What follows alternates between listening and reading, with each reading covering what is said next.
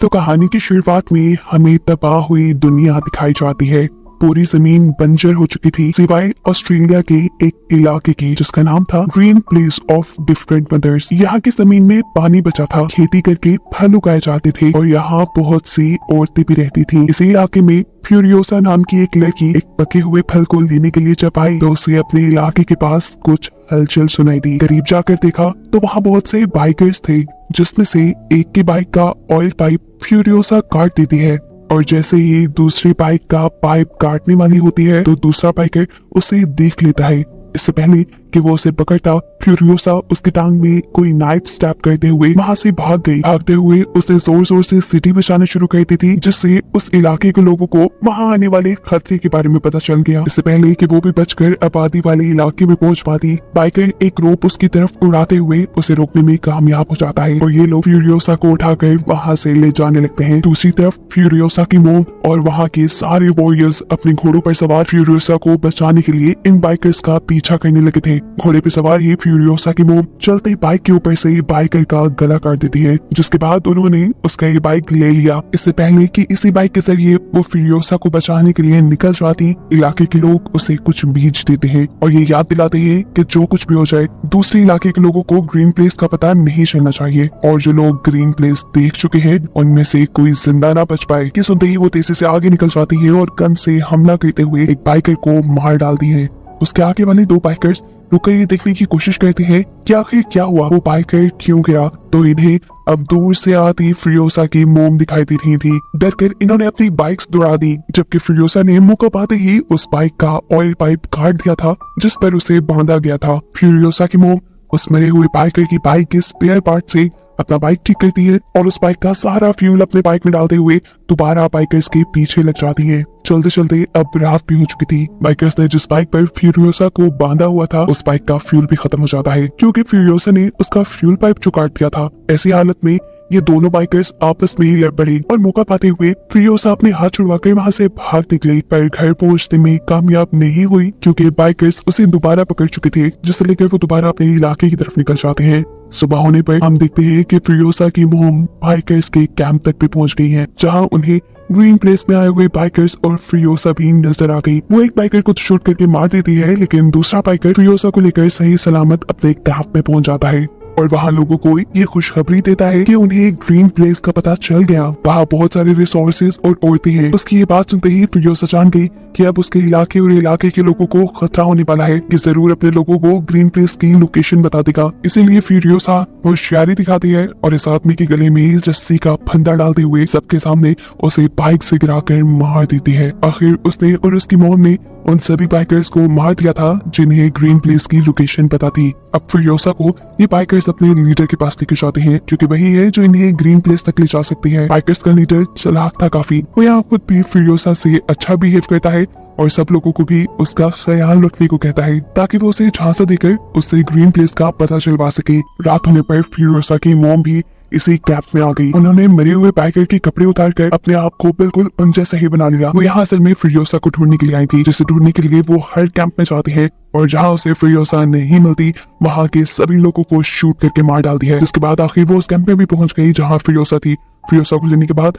वो आखिरी लड़की को यहाँ मारने वाली थी, लेकिन वो लड़की कहती है, नहीं मुझे नहीं मारो, मैं भी तुम्हारी बेटी की तरह यहाँ कैदी हूँ। ये सुनकर फ्यूरियोसा की मॉम ने उसे छोड़ दिया और अपनी बाइक पर फ्यूरियोसा को लेकर वहाँ से भाग गई, लेकिन वो नहीं जानती थी कि जिस लड़की पर वो रहम करके उसे छोड़ कर आई वही उसे फंसा देगी। वो जाकर अपना इमरजेंसी अलार्म बजा देती है और ऐसे बहुत सारे लोग फ्यूरियोसा और उसकी मॉम के पीछे पड़ जाते हैं। दूर से ही इन बाइकर्स ने उनके ऊपर बम से हमला किया, जिसकी वजह से फ्यूरियोसा की मोम के सारे कपड़े जल गए। जिस आग से बचने के लिए उसने अपने ऊपर पहना हुआ आर्मर सूट वहां उतारा और दोबारा बाइक पे बैठकर जितना तेजी से हो सकता था उतनी तेजी से वहां से भाग गई। बहुत दूर निकलने के बावजूद भी बाइकर बिल्कुल उनके पीछे थे। फ्यूरियोसा की मोम अब ये बात जान गई कि वो इनसे नहीं बच पाएंगी, इसलिए वो बाइक से उतरकर फ्यूरियोसा को बाइक दे देती है और उसे अकेले घर जाने को कहती है। साथ ही उन्होंने फ्यूरियोसा को एक पीच सीट भी दिया और कहा कि वापस जाकर इसे जरूर रुका देना। और खुद वो बाइकर्स को शूट करने के लिए यहाँ रुक गई। लेकिन कितने भी लोगों का अकेले मुकाबला करती वो, जल्द ही उसे सारे बाइकर्स घेर लेते हैं। फ्रियोसा भी इन्हीं लोगों के हाथ लग जाती है और आकर दिखती है कि उसकी मोम को इन लोगों ने एक दरख्त से बांधा था, जिनको उसकी आंखों के सामने ही बेदर्दी से मार दिया जाता है। जिसके बाद बाइकर्स का लीडर उसे अपने जैसे कपड़े पहनाकर एक पिंजरे में बांध लेता है और उसे फोर्स करता है वो सब देखने के लिए जिसे वो अपनी इंटरटेनमेंट समझते थे। यहाँ उसने फ्रियोसा को अपनी बेटी का टेडी बियर भी दिया, जिसे फ्रियोसा ने गिरा दिया। उससे में बाइकर का लीडर उसे यहाँ से ले जाने को कह देता है। उसके साथ एक बूढ़ा आदमी भी जा रहा था, जो फ्रियोसा को कहता है अगर तुम मुझसे लिखना पढ़ना सीख लो तो तुम हमारे लीडर के लिए एक काम का बंदा बन जाओगी, ऐसे वो तुम्हें टॉर्चर नहीं करेंगे। लेकिन फ्रियोसा किसी की सुनने वाली नहीं थी। वो चुपके से अपने हाथ के ऊपर टैटू बनाती है, इस जगह से ग्रीन प्लेस तक का, क्योंकि उसे उम्मीद थी वो एक ना एक दिन ग्रीन प्लेस वापस जरूर जाएगी। और उसे ये भी डर था कि कहीं उस वक्त तक वो रास्ता भूल गई तो, इसीलिए उसने पूरा रास्ता, पूरा मैप अपने बाजू पे ही बना डाला। खैर वक्त गुजरता है और हम देखते हैं कि एक दिन ये सभी बाइकर्स कहीं जा रहे थे तो दूर उन्हें एक लाल धुआं उड़ता दिखाई देता है। उन्हें पता चला कि वहाँ लोग रह रहे होंगे। ये लोग उस धुएं का पीछा करते हुए वहाँ पहुंचे तो वहाँ उन्हें एक वॉर बॉय मिला, जो उन्हें यहाँ के सिटाडेल यानी यहाँ के किले तक ले गया। किले में इमोर्टल जॉय की हुकूमत चलती थी। उसके पास पानी था, वो यहाँ खाना उगाता था और यही खाना वो अपने सोल्जर्स को दिया करता था। उसने अपने सोल्जर्स को ऐसा गाइड किया हुआ था कि वो उसके लिए मरने को भी तैयार थे। ये बाइकर्स जिनके पास रिसोर्सेज की कमी थी, वो इमोर्टल जॉय से कहते हैं कि अगर तुमने हमारे साथ कोऑपरेट ना किया और हमें चीजें ना दी तो हम तुम्हारे साथ जंग कर लेंगे। लीडर की ये बात सुनकर उसका मजाक उड़ाने वाले अंदाज में इमोर्टल जॉय अपने एक वॉर बॉय को मरने को कहता है और बाइकर्स के लीडर को ये प्रूफ कर देता है कि तुम लोग चाहे जितने भी ताकतवर हो, मेरी फौज के आगे कुछ भी नहीं, ये सब मेरे लिए मर मिटने को तैयार है। उसकी बात अभी पूरी ही हुई थी कि तभी यहाँ उसके लोगों ने इन सभी बाइकर्स के बाइक को लटकी हुई चैन से उठा लिया। बाइकर्स के पास और कोई रास्ता नहीं बचा सिवाय अपने आप को बचाने के लिए यहाँ से भागने के। वो जब यहाँ से भाग रहे थे तो बाइकर्स का लीडर देखता है कि फ्रियोसा अपने जेल से गिरकर वहाँ एक खड्डे में फंस गई है। अपनी जान पे खेलकर वो फ्रियोसा की जान बचाता है और ये लोग वहाँ से भाग निकलते हैं। रास्ते में इन्हें एक और किला नजर आता है। इस किले का नाम था गैस टाउन। यहाँ पर ऑयल को रिफाइन किया जाता था, जिसके जरिए ही इमोर्टल जॉय के वेपन्स और व्हीकल्स चलते थे। बाइकर्स का लीडर इस किले के ऊपर कब्जा करने का प्लान करता है ताकि यहाँ के ऑयल की वजह से वो इमोर्टल जॉय को ब्लैकमेल कर सके। लेकिन मसला ये था कि यहाँ की भी सिक्योरिटी काफी सख्त, जिसे चकमा देने के लिए वो अपने काफी सारे लोगों को वॉर बॉयज में बदल देता है और गैस टाउन के गेट तक पहुंचता है। ये लोग उनके लिए गैस टाउन का जब गेट ही खोलते तो बाइकर्स का लीडर अपने ही भेस बदले हुए लोगों को मार देता है, उन लोगों को ये बावर कराने के लिए कि इन्होंने इमोर्टल जॉय के किले के ऊपर कब्जा कर लिया और उनके लोग अब उसके गुलाम हैं। ये देखते हुए गैस टाउन वालों ने भी उसके लिए ये दरवाजे खोल दिए। गैस टाउन पर कब्जा करने के बाद सबसे पहले बाइकर्स का लीडर यानी डिमेंटस इस टाउन के लीडर की फिंगर्स काट कर इमोर्टल जॉय को भेजता है, जो देखकर इमोर्टल जॉय जान गया कि अब आहिस्ता आहिस्ता डिमेंटस के हाथ पावर आ रही है। उसकी सारी की सारी पावर उस ऑयल की वजह से है जिसके ऊपर अब डिमेंटस ने कब्जा कर लिया है। इसीलिए वो डिमेंटस को मीटिंग का पैगाम भिजवाता है। डिमेंटस सोच चाहता ही क्या था, उसे तो खुद बेसिक सप्लाईज चाहिए थी जो इमोर्टल जॉय के पास थी, जिसकी डील करने के लिए वो गैस टाउन के लीडर को लेकर उसके सामने आ जाता है। गैस टाउन का लीडर इमोर्टल जॉय का भाई था और काफी बीमार भी। उसकी बॉडी के कई फंक्शंस उसके जिस्म पे लगी मशीन्स के जरिए होते थे। डिमेंटस इमोर्टल जॉय को ब्लैकमेल करने के लिए उसके भाई को इसी मशीन के जरिए पहले टॉर्चर करता है और फिर जान से ही मार डालता है। जिसके बाद उसने इमोर्टल जॉय से कहा, मैंने पूरे गैस टाउन के अंदर बॉम्ब लगा दिए हैं, जिन बॉम्ब्स को एक्टिवेट या डिसेबल करने का तरीका सिर्फ मुझे ही पता है। अगर तो तुम अपने गैस टाउन को बचाना चाहते हो तो सीधी तरह मुझे गैस टाउन का लीडर बना दो, नहीं तो तुम्हारे हाथ तुम्हारा गैस टाउन भी नहीं रहेगा। वो जबकि बात कर रहा था तो इमोर्टल जॉय की नजर फ्रियोसा पे थी। इमोर्टल जॉय कहता है, ठीक है मैं गैस टाउन तुम्हारे नाम कर दूंगा, पर इसके बदले मुझे तुम्हारी बेटी और एक बाइकर चाहिए। फ्रियोसा इमोर्टल जॉय की बात करते हुए कहती है, मैं इसकी बेटी नहीं हूँ, इन्होंने मेरी मॉम को मारकर मुझे किडनैप किया है। फ्रियोसा की इस बात से डिमेंटस को भी गुस्सा आ गया। वो उसके हाथ से अपनी बेटी का टॉय ले लेता है और उसे इम्पोर्टेंट जॉय के हवाले करके यहाँ से चला जाता है। फ्रियोसा को अब ऐसी जगह ले जाया गया जहाँ पर इमोर्टल जॉय की बहुत सी बीवियां रहती थी। फ्रियोसा भी अब इनकी तरह ही इमोर्टल जॉय की एक बीवी बनकर उसके हरम में रहने वाली थी। ये सारी की सारी औरतें बहुत अच्छी थी, वो फ्रियोसा के साथ अच्छा सलूक भी करती हैं, लेकिन फ्रियोसा सिर्फ इसी चीज पे फोकस करती है कि कैसे इमोर्टल जॉय इन सभी लड़कियों को अपने साथ रखने पर फोर्स करता है। इधर वो देखती है कि जब इमोर्टन जॉय की एक बेटी पैदा होती है तो गुस्से में वो अपनी बेटी को जिंदा दफनाने का ऑर्डर दे देता है। उसे सिर्फ बेटे चाहिए थे, ऐसा नहीं था कि उसके पास बेटे नहीं थे, उसके बहुत से बेटे थे, लेकिन उसकी नजर में कोई एक भी हेल्दी नहीं था। इसलिए उसने इन सबको वॉर बॉय के तौर पे रख लिया। उसने इतनी सारी बीवियां भी इसीलिए रखी हुई थी कि एक दिन तो उसका हेल्दी बेटा पैदा होगा जो उसकी तरह फिर उसके इस सिटाडेल पर हुकूमत करेगा। हम देखते हैं कि इमोर्टन जॉय के एक बेटे की नजर यहाँ फ्यूरियोसा के ऊपर पड़ जाती है। वो उसे बालों से पकड़कर जब उसके साथ ज्यादती करने की कोशिश करता है तो फ्यूरियोसा इस मर्तबा तो अपने बाल छुड़ाकर भाग जाती है, लेकिन अगली मर्तबा वो अपने साथ ऐसा नहीं होने देना चाहती थी। वो जानती थी कि ये लड़का उसे दोबारा तंग करेगा, इसीलिए उसने अपने सारे बालों को उतारकर नेट और वैक्स के जरिए एक विग बना ली। इस टाइम हम देखते हैं कि उसके पास उसकी मोम का दिया पीच सीड भी था जो उसने आज तक संभाल के रखा था। अगली मिनट बाद जब दोबारा वो लड़का फ्यूरियोसा को तंग करने के लिए आया और उसने उसके बाल पकड़े तो फ्यूरियोसा अपने विग को उसके हाथों में छोड़कर वहां से भाग गई। वो लड़का भी उसे ढूंढने के लिए उसके पीछे भागता है, लेकिन दरमियान में उसे अपना ही भाई मिल जाता है जो उसे पूछता है तुम यहाँ क्या कर रही हो। इस लड़की के पास कोई जवाब नहीं था। वो अपने हाथ में पकड़ी हुई फ्यूरियोसा की विग भी वहां फेंक चुका था क्योंकि उसे डर था कि कहीं उसके डैड उसे देखकर उसको सजा न सुना दें। खैर वो यहाँ फ्यूरियोसा को ढूंढने की कोशिश तो बहुत करता है, लेकिन फ्यूरियोसा मिलती नहीं क्योंकि वो यहाँ अपने आप को एक लड़के की तरह बना चुकी थी। ऐसे उसने अपनी इज्जत भी बचा ली और उसे सिटाडेल के अंदर काम भी मिल गया। उछलने कूदने में तो वो बहुत तेज थी, इसलिए उसे काम भी आ गया था इमोर्टन जॉय की बड़ी बड़ी मशीन्स के अंदर चेन्स को फिट करने का। वक्त गुजरता है और हम देखते हैं कि 15 साल बाद अब फ्यूरियोसा बड़ी हो चुकी है। कोई भी उसे पहचान नहीं पाया कि वो लड़की है, वो भी इसलिए क्योंकि आज तक फ्यूरियोसा ने गूंगा बनने का नाटक किया और साथ ही इमोर्टन जॉय के वो सारे रिचुअल्स पूरे किए जिसके जरिए उसे यकीन आ गया कि फ्यूरियोसा भी उसके लिए लॉयल है। इस मर्तबा इमोर्टन जॉय इन्हें एक बड़ी सी ड्रिल बनाने का काम देता है जो कि किसी भी चीज को आसानी से तबाह कर सकती थी। ये लोग ऐसी ही एक मशीन बनाने में कामयाब हो भी जाते हैं जिसे ये लोग एक ट्रक के साथ अटैच करके जैसे ही उसे पहली टेस्ट ड्राइव के लिए बाहर लेकर जाते हैं तो इसके ऊपर डिमेंटस के लोग हमला कर देते हैं। डिमेंटस के लोग पैराशूट्स के जरिए इस मशीन पर और वॉर बॉयज के ऊपर बॉम्ब से हमला करते हैं। जैक जो कि इस ट्रक को ड्राइव कर रहा था वो ये ट्रक रोकता नहीं बल्कि चलाता रहता है। डिमेंटस के लोग इस ट्रक के ऊपर भी हमला कर देते हैं जिसकी वजह से इस ट्रक में एक मेजर फॉल्ट आ चुका था। इस वक्त फ्यूरियोसा बहादुरी दिखाती है और चलते ट्रक के नीचे जाकर उस फॉल्ट को ठीक करने की कोशिश करती है ताकि जैक इस ट्रक को तेजी से यहाँ से भगाकर ले जा सके, पर उसकी ये कोशिश नाकाम करने के लिए डिमेंटस का एक आदमी भी ट्रक के नीचे आ गया। वो ट्रक के नीचे एक बॉम्ब प्लेस कर रहा था। फ्यूरियोसा न सिर्फ उससे लड़ती है बल्कि उसे मारकर गिराते हुए वो उसका बॉम्ब भी अपने ट्रक से डालने पर कामयाब हो चुकी थी। इसके बाद वो ट्रक का फॉल्ट ठीक करते हुए ट्रक के अंदर भी आ गई। ट्रक के बाहर की तरफ डिमेंटस के बाइकर अभी भी वॉर बॉयज को मार रहे थे और जब वॉर बॉय डिमेंटस के छोटे से ट्रक पर हमला करता है तो उस ट्रक का एक्सीडेंट होकर वो ट्रक रिग ट्रक से टकरा गया जिसकी वजह से फ्यूरियोसा को झटका लगा और उसके सर पे लगी हैट उतर गई। उसके उड़ते हुए बाल देखकर जैक के सामने उसका राज खुल गया कि वो एक लड़की है। ये लोग अभी अपनी जंग के ऊपर ध्यान देते हैं और फ्यूरियोसा तीर से हमला करते हुए उड़ने वाले बाइकर्स को मारने में कामयाब हो जाती है। अपने दुश्मनों को खत्म करने के बाद उसने जैक को गन पॉइंट पे ले लिया क्योंकि वो जानती थी कि जैक अब उसके लिए मसला खड़ा कर देगा।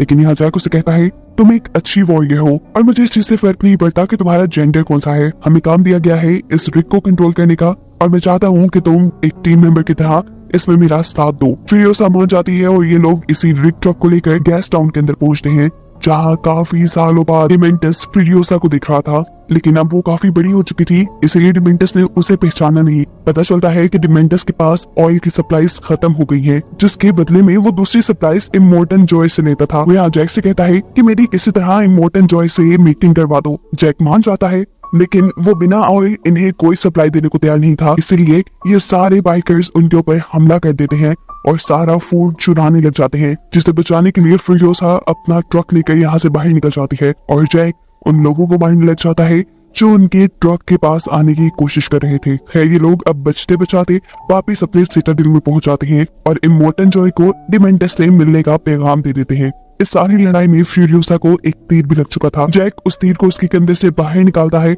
और फिर उसे स्टिचेस लगाता है। बातों ही बातों में ये लोग बहुत करीब आ गए। जैक ने उससे पूछा कि तुम्हारे पेरेंट्स की कैसे डेथ हुई थी। फ्यूरियोसा ने बताया कि उसे ये बाइकर से किडनैप करके यहाँ छोड़ गए थे। फ्यूरियोसा यहाँ पर उसे वो पीच सीड भी दिखाती है जो उसकी मोम ने उसे दिया था, जिसके बाद वो उसे अपना हाथ दिखाती है जहाँ पर ग्रीन प्लेस जाने तक का नक्शा बना था। उसे आज भी उम्मीद थी कि वो वहाँ जा सकेगी। जैक कहता है, मैं वादा करता हूँ, मैं कोशिश करूंगा कि तुम्हें तुम्हारी जगह तक पहुंचा दूं। और फ्यूरियोसा कहती है, मैं चाहती हूँ कि तुम भी मेरे साथ आओ। यहाँ पर इन्हें इमोर्टल जॉय का मैसेज मिलता है कि वो डिमेंटस से मीटिंग के लिए जा रहा है और इन्हें भी अपनी पूरी फोर्स तैयार करके उसके पीछे जाना होगा। जैक इस मर्तबा उसे रिग में नहीं बिठाता बल्कि एक लेदर ट्रक चलाने का काम देता है, क्योंकि उसका प्लान था कि वो सबको चकमा देते हुए इसी ट्रक के जरिए ग्रीन प्लेस तक पहुंच जाएंगे। ये लोग जैसे ही गैस टाउन पहुंचते हैं तो एक ट्रक पहले ही गैस टाउन के अंदर जाने में कामयाब हो जाता है, जबकि फ्यूरियोसा यही से अपना मुंह मोड़ लेती है। वो अब इंतजार कर रही थी कि जैक भी उसके साथ आएगा, लेकिन जैक भी उसके साथ आने के बदले हवा में एक ग्रीन स्मोक छोड़ा, जिसका मतलब था वो यहाँ जंग करने के लिए वॉर बॉयज को बुला रहा था। ये देखकर फ्यूरियोसा नाराज हो गई और अकेले ही वहां से निकल गई। इससे पहले कि वो ग्रीन प्लेस तक पहुंच जाती उसके पास मौका भी था, लेकिन वो नहीं गई। उसके दिल में जैक का ख्याल आया जो वहाँ अकेले जंग लड़ रहा था, इसलिए वो जैक की मदद करने के लिए वापस गैस टाउन में आ जाती है और अपनी स्नाइपर उठाकर यहाँ सबको शूट करना शुरू कर देती है। उसी की गोली डिमेंटस को भी छूकर गुजरी। जैक अपने रिग से गैस टाउन का गेट तोड़ते हुए उसके अंदर चला जाता है और इसी रिग के ऊपर लगी हुई ड्रिल को चलाकर वो अब यहाँ का सारा स्ट्रक्चर तोड़ने लग चुका था। ऐसा करते हुए बाइकर्स भी उसे रोकने के लिए उस पर हमला करते हैं और इस सब में उसका रिग टूटकर वो खुद एक गड्ढे में गिर जाता है। ठीक टाइम पर फ्यूरियोसा यहाँ एंट्री करती है और एक बाइक से चैन लटकाते हुए उसे यहाँ से बचा निकालती है, जिसके बाद ये लोग एक दूसरे ट्रक में बैठकर यहाँ से बाहर निकल जाते हैं। अब इन लोगों का इरादा था कि ये लोग यहाँ से भागकर ग्रीन प्लेस निकल जाएंगे, लेकिन ये भी जानते थे कि डिमेंटस उनके पीछे पीछे था। डिमेंटस का ट्रक जैसे ही फ्यूरियोसा के ट्रक के साथ जुड़ता है तो फ्यूरियोसा उस ट्रक के ऊपर हमला करने के लिए अपनी गन बाहर निकालती है और इस सब में उसका हाथ दोनों ट्रक्स के दरमियान आ जाता है। ये वही हाथ है जिसके ऊपर उसने मैप बनाया हुआ था। ये लोग अब डिमेंटस के हाथ आ चुके थे। इन दोनों को डिमेंटस ने बंदी बना लिया था। एकदम से इन लोगों के इर्द गिर्द बाइक्स घूमना शुरू हो जाते हैं। जैक को ये लोग एक बाइक से बांधकर गोल दायरों में घुमाते हैं, जिसकी वजह से वो हर गुजरते सेकंड अपनी मौत के करीब जा रहा था, जबकि फ्यूरियोसा को तो उन्होंने जंजीरों से बांध दिया था। इन लोगों के इर्द गिर्द भी बाइक्स तेजी से घूम रहे थे और डिमेंटस ये सब देखकर एंटरटेन हो रहा था। जब वो इस सारी चीजों से बोर हो जाता है तो पीछे मुड़कर फ्यूरियोसा को दिखता है, जो अब अपना कटा हुआ बाजू छोड़कर वहां से भाग चुकी थी। उस समय डिमेंटस उसका पीछे करने के लिए जब अपने ट्रक में बैठकर आगे बढ़ता है तो उसे पता चला कि उसके ट्रक का टायर भी फ्यूरियोसा उतार चुकी थी, जिसकी वजह से उनका एक्सीडेंट हो गया। फ्यूरियोसा जिस बाइक के जरिए यहाँ से भाग रही थी, थोड़ी दूर जाने पर उस बाइक का पेट्रोल खत्म हो जाता है और ऐसे फ्यूरियोसा को अपना आगे का सफर पैदल तय करना पड़ा। उसका बाजू बुरी तरह जख्मी था, खून निकल रहा था। ऊपर से इस एरा में तपती धूप थी, जिस सबके चलते वो यहाँ बेहोश हो गई। उसकी खुशकिस्मती कि यहाँ पर उसे सिटाडेल के वॉर बॉय ने देख लिया, जो उसे वापस सिटाडेल ले आया। यहाँ पर उसका इलाज हुआ और जब उसे होश आया तो उसने पागलों की तरह इमोर्टल जॉय से मिलने की बात की। उसे जब इमोर्टल जॉय के पास ले जाया गया तो वो इमोर्टल जॉय को बताती है कि डिमेंटस जल्द ही उनके ऊपर वार करने के लिए आ रहा है।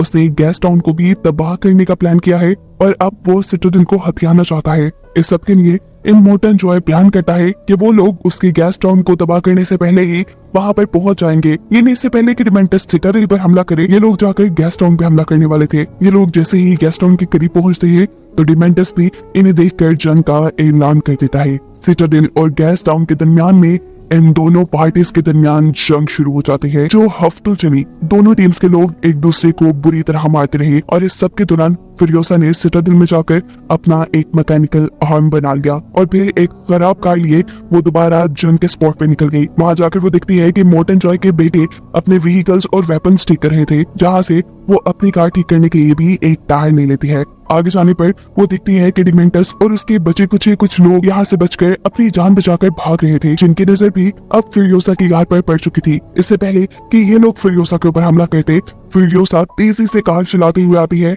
और अपनी कार से इन सबको हिट करते हुए इस सैंग में ही धंसा देती है। उसने सबको तो मार दिया, लेकिन डिमेंटस उसे कहीं नजर नहीं आया। उसने दूर देखा तो एक बाइकर वहां से भाग रहा था। ये कोई और नहीं बल्कि डिमेंटस ही था, लेकिन डिमेंटस की मौत अब करीब थी, क्योंकि उसका बाइक भी खराब हो चुका था और अब फ्यूरियोसा भी उसके पास आ चुकी थी। यहाँ फ्यूरियोसा उसे एक ही बार में मार सकती थी, लेकिन इतनी आसानी से नहीं। वो डिमेंटस को याद करवाना चाहती थी या फिर वो कौन है और वो डिमेंटस के पीछे ही क्यों पड़ी है। वो उसे टॉर्चर कहती है, इतना कि वो बेहोश हो गया। जिसके बाद उसे होश आया तो फ्यूरियोसा ने उसे बताया मैं वही लड़की हूँ जिसको तुम 15 साल पहले किडनैप कर लाए थे और जिसकी आंखों के सामने तुमने उसकी माँ को मार डाला था। डिमेंटस को अभी भी सही तरह फिरियोसा की याद नहीं आई, तो फिरियोसा उसके साथ चेन से बंधा उसका टेडी बियर काट लेती है और अब वो पहचान जाता है कि आखिर फिरियोसा कौन है। वो उसे माफी मांगता है और कहता है अगर तुम मुझे माफ कर दो तो हम दोनों मिलकर यहाँ पूरी जगह पर हुकूमत कर सकते हैं, तुम बहुत बहादुर हो। उसकी ये बातें सुनकर